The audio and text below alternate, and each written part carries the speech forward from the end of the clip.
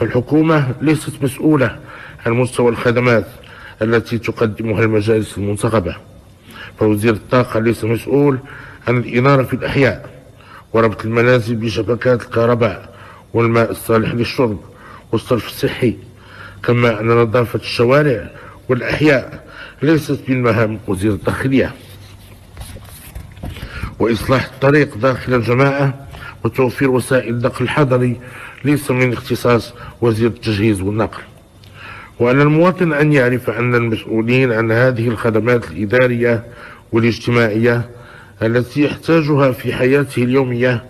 هم المنتخبون الذين يصوت عليهم في الجماعة والجهة لتدبير شؤونه المحلية.